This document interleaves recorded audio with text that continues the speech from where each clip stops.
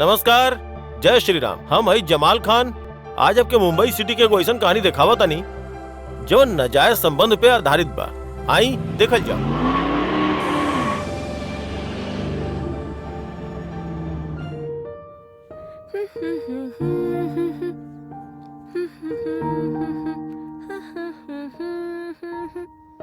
का बात बा आज तो तू बड़ खूबसूरत लगा ताड़ू। का बात था सुबह सुबह इतना प्यार। हाँ। लगता आज आपके काम वाम पे ना जाए के बा।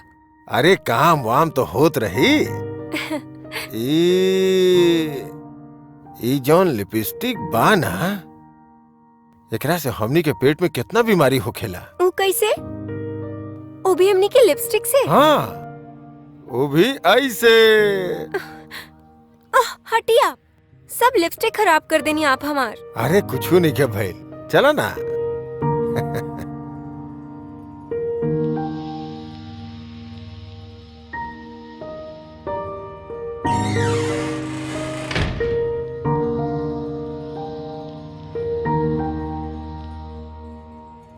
हमार जान, आज तो तू कमाल के लग रहा बड़ो। आप भी कितना अच्छा लग रहा बानी। सच?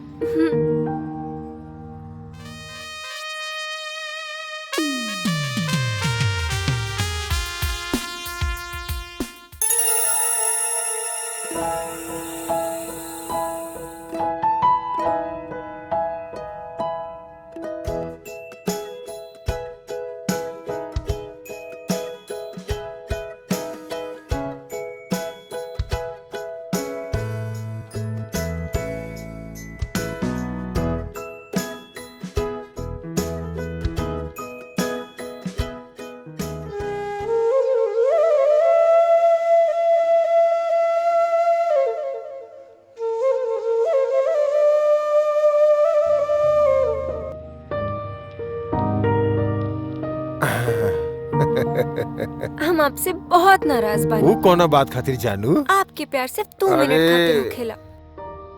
उम्र के भी तो तकाजा बा। हमके पिंजरा में बंद होकर 3 महीना हो चुकल बा। न हम कहीं जा सकेनी न कहीं घूम सकेनी। इस जन्नत में तो हर चीज बा तोहरा खातिर। टीवी, एसी, जवन चीज मंगावे के वो मंगा सकेलू, खा पी सकेलू, और फिर तो हर घर के ख्याल भी तो रख रहल बानी। ऐसा न हो सकेला कि हम आपके साथ रह सके। तो तू हमारे साथे तो बाड़ू। आप वहाँ और हम यहाँ, हमके ऐसा साथ ना, हमके आपके साथ चाहिए। देखा, अभी बहस करे के वक्त नहीं है। हमरा एगो मीटिंग अटेंड करे के बा, समझ लू तू। तो प्लीज तनी मुस्कुरा के अलविदा करा प्लीज। ए जानू, ये क्या बात भइल? तनी मुस्कुरा ना प्लीज।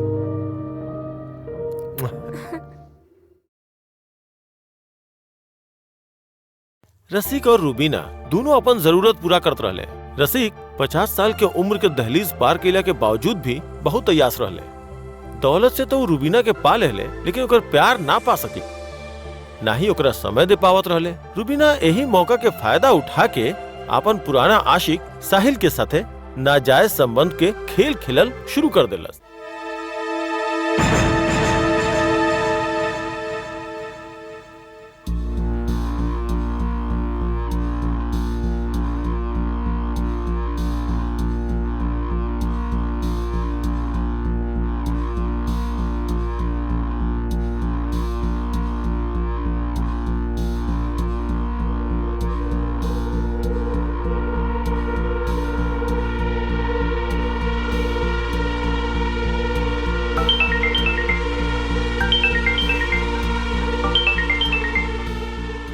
Hello hello.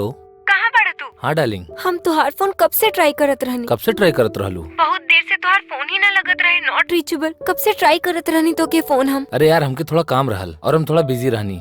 1 हफ्ता हो गए तोरा से मिले और तू तो हमारे दिल में बाड़ू। वो तो हमके पता बा, हम तुहार दिल में बानी, लेकिन अइबा कब? तो के पता बा ना आज गुरुवार बा। हाँ पता बा। गुस्सा काहे होताड़ू? बस 2 मिनट में नहीं, 2 मिनट में आँख बंद करा, बस हम 2 मिनट में आईनी। पक्का पक्का। ओके ठीक बा, बाय।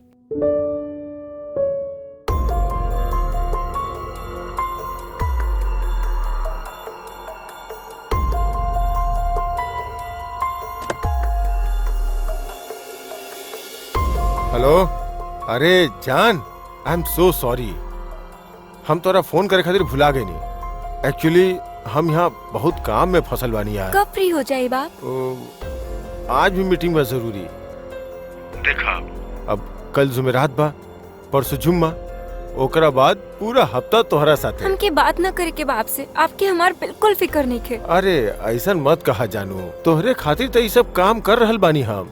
तोहरे खातिर तो इतना मेहनत कर रहल बानी हम। आज बहुत बड़ा डील होखे वाला बा मेहता एंड सन्स के साथ। एक बार हमारी डील पक्का हो जाए ना, तो फिर रिटायरमेंट करके हमनी दोनों वर्ल्ड टूर खातिर निकल जाई।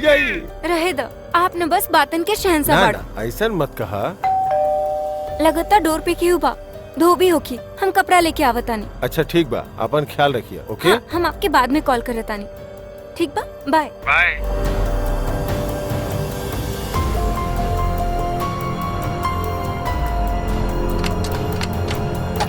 हाय। हाय, जल्दी का आवा। भइल? आवा ना। अरे का भइल? तो के देखले त ना के ऊपर आवत। देख भी लेहत तो का होखत? हमारा भी रसिक से बात होल रहे, वो अभी सैटरडे के आवे वाला बड़ा। डालिम प्यार करेलू और डराबो करेलू। हम बस तो के खोए से डरे नी। हमके कुछ ना हुई, हमके कुछ ना हुई, बस तू अपन ख्याल रखा। का हाल बना रखले बाड़ू तू अपन? तू खाना खा ताड़ू कि ना खा ताड़ू? बस बार हमरा लगे पैसा आ जाओ, ओकरा बाद हम दोनों जिंदगी जियब। बस एक बार पैसा आ जाओ। और मेहमान के खातिरदारी ऐसने करबू या फिर? यहाँ ना, चला अंदर। चला आवा। चला।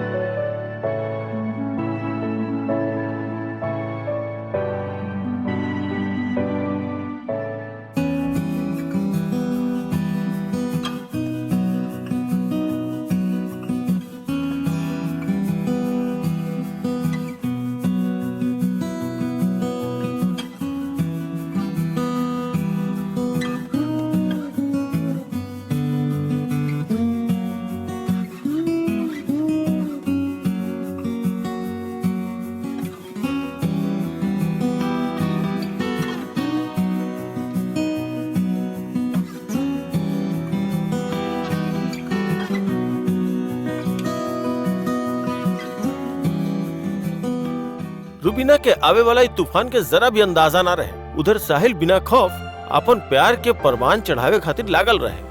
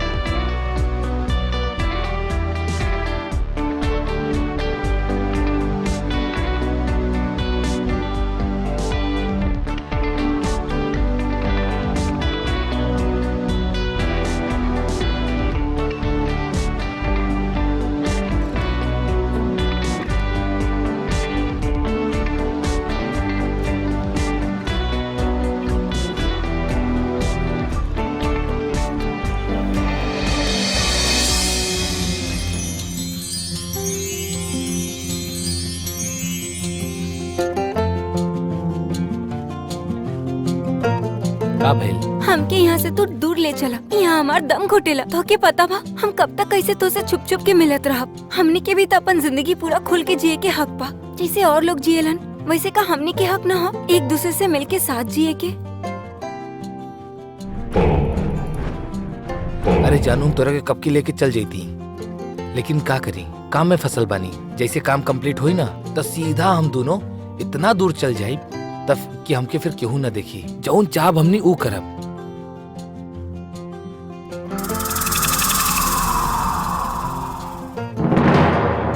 तो हमके जल्दी ही जैसे ले जाइए बस। एकदम जल्दी। बस जौन हमार काम बा बस वो जल्दी पूरा हो जाओ, फिर हम तोरा के लेके जरूर चलब, ठीक बा? डोरबेल हम देखा तानी के आयल होखी, ई वक्त के हो सकेला।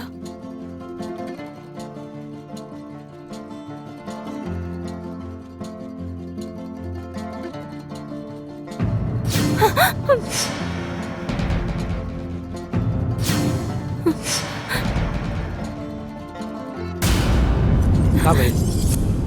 रसिक रशिक कैसे आ गई? तू तो कहले रहलू कि एक हफ्ता के बाद आई हूँ। हमके न पता हूँ, वो बाहर खड़ा बा।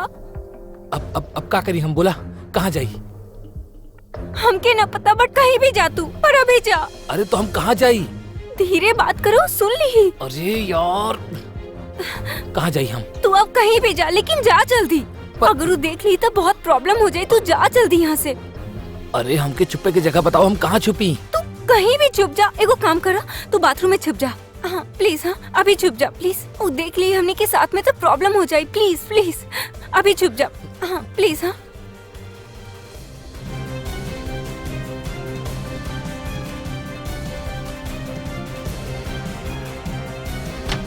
जानू, आज तो हम बहुत खुश बानी। आज हम इतना खुश बानी कि जवाब नहीं के खुशी के। का बात है? आप इतना खुश काहे नजर आ रहल बानी? अरे हम जौन काम खातिर गए रही ना, वो मेहता एंड सन्स के कॉन्ट्रैक्ट ओकर डील डन हो गई। अरे वाह, ये तो बहुत खुशी की बात है। हाँ सही में, तू तो हमरा खातिर लकी बाड़ू। तोहर ख्वाब भी तो हमरा पूरा करे के बा। तोहरा बोलले रहनी, हम प्रॉमिस कैले रहनी है वर्ल्ड टूर पे जाए खातिर। हम तोहरा वर्ल्ड टूर पे ले जाई। हम सच में बहुत खुश बानी। लेकिन तोहरा चेहरा पे इतना पसीना काहे बा? ओ हम आपके बतैले रहनी ना कि हम सुतत रहनी, और अब बेल बजल है तो अब तो अचानक जल्दी जल्दी उठल बानी। लेकिन बहुत घबराइल से लगा ताड़ू। ऐसे क्यों कुछ वाइल नहीं रहे का घर में? कैसे बात कर रहल बानी आप? हमरे सिवा यहाँ पे के बा? लेकिन हमरा ऐसा काहे लग रहल बा कि तोहरा साथे केहू और भी बाई घर में? ये आपके गलत फहमी है। आप अभी अभी बाहर से आयल बानी, आप हमरा पे शक कर रहल बानी? हमरा पर? हाँ? वो जूता के कर? हा? वो जूता आप ही के तबा? ना अरे आप भूल गए बानी का जानू, हमने ले ले रहे ना शादी से 2 दिन पहले जे जूता, ये ओहे बा। ना आप ही के हमार तबा? जूता नहीं खाई, बिल्कुल ना। अरे सुनी, के बा? वहाँ पर के मत बा जाए। जा? अरे सुनी, वहाँ मत जाए, रुकी।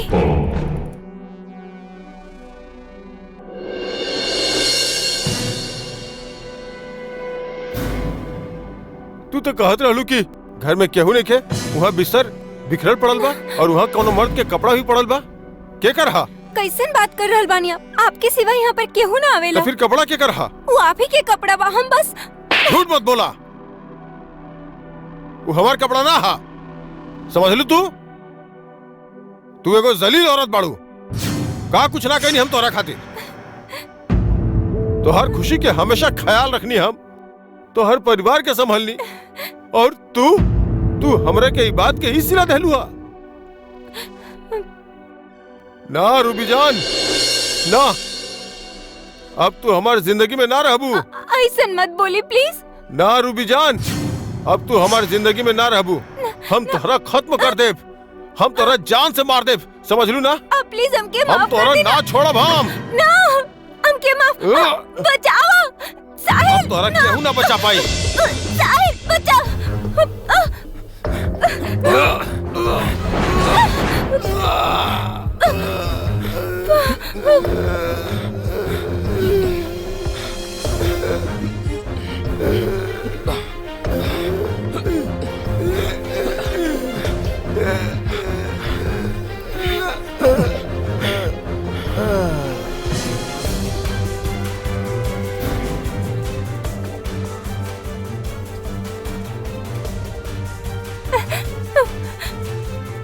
लगता ही मर गया।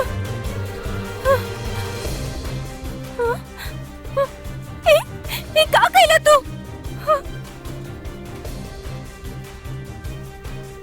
ए का कहला तू? तू के मार देला? ये हमारा बीच में आवत रहल। ए का कहला तू? ऐसे कैसे कर सकेला? ये हमनी बीच में आवत रहल। तू कहले रहलू ना तोरा के तकलीफ बा, यही खातिर हम एकरा के मार देनी।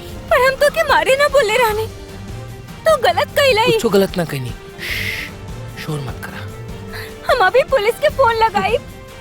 क्यों के ना फोन करबो? ना अगर हम एकरा के ना मरती ना तो ई तोहरा के मार देहत। तोहरा चक्कर में हम एकरा के मरले पर बानी। तू गलत कहला है कि इसे मार के है। का गलत कहनी हम? का गलत कहनी हम? तोहरा चक्कर में हम एकरा के मरले बानी। तोहरा के तकलीफ देत रहल नहीं? हम पुलिस के फोन करब। पागल मत बना तू। ई सिर्फ हम तोहरा खातिर कहले बानी। तू ये गलत कहला समझला। ई काटर हाल हम दोनों के। जे भी रहे उसे हमने निपट लेती, लेकिन तू खून करके बहुत गलत कर देला। का गलत कहनी हम? ना हम तोहरा खातिर कहले बानी। तोहरा खातिर कहले बानी हम, और कोनो पुलिस के कॉल ना करबू तू। हम पुलिस के अभी नहीं। फोन लगाए बस सब देखा- कुछ बता दे कि तू के कैसे मार देखा लो। तू हमार बात सुना। ना तू गलत तू कहला है हमार कि बात मार सुन। के। ये तू गलत कहला। देखा तू फोन ना करबू हम कहता नहीं।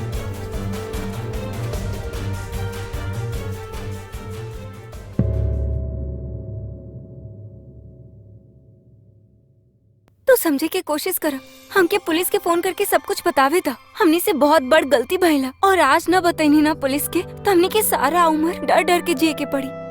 पुलिस हमनी के जेल में डाल दी और हमनी का सोच ले रहनी, का प्लान बनौले रहनी। हमनी खुश ना रह पाए यार, तू समझल करा। अभी मर चुकल बा। ऐसे जिए से अच्छा हमने पुलिस के बता देवल जा और फिर जे हो कि पुलिस देख ली। हम पुलिस के फोन लगा बताने। तू रुका, देखा एक सेकंड रुका। एक बार सोच ल तू। जे हम कर रहल बानी वो बिल्कुल सही कर रहल बानी और जे ई कहले बाड़े वो बिल्कुल तोरा गलत के था। लागत ऐसे ही है। कैसे बात कर रहल बानी आप? कॉल कर तू पुलिस के। Hello police station. हाँ हम रुबीना शेख बोल रहल बानी। हाँ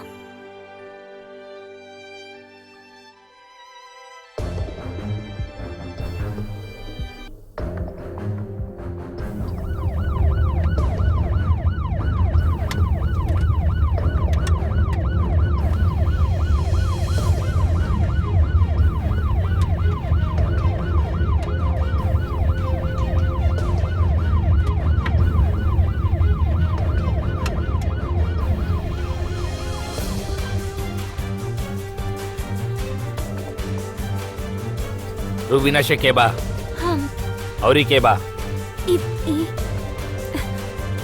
ई साहिल बा साहिल। साहिल बोले तो हमार बॉयफ्रेंड। बॉयफ्रेंड? देखला पाटिल। हाँ साहब। और ई के बाड़े? ये हमार पति। पति, पति पत्नी और ऊ समझा तारा? हाँ साहब। हाँ साहब। चला जरा देखा था, तहकीकात करा का भइल बा। हाँ साहब। ता मार देला तू दोनों एक रखे।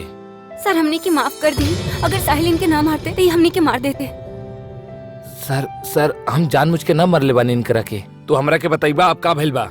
पाटिल का लगा था तोरा के? साहब एकर गला घोट के मारल गइल बा। अच्छा तो ई कपड़ा से तू लोग मरले बाड़ा।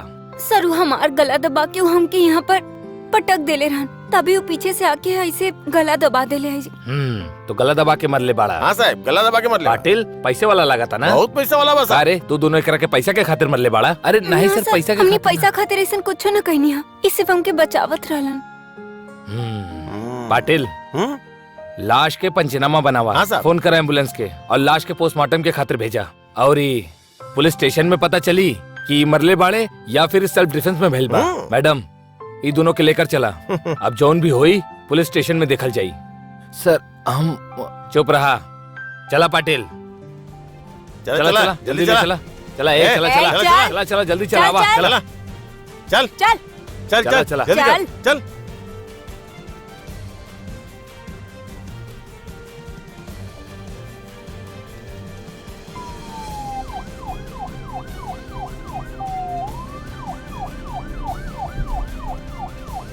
हमनी के समाज में कुछ ऐसा जुर्म बा जो हालात के मजबूरी से ना बल्कि समाज के नाकामी से हो जाला। हमनी सही गलत में फर्क ना निकाल पावे नी। हमनी के समझे के पड़ी कोनो भी रिश्ता के पर्दे के पीछे ना रखे के चाहिए। बिना कोनो हिंसा के सहारा ले ले ओकरा खिलाफ लड़ाई करे के चाहिए।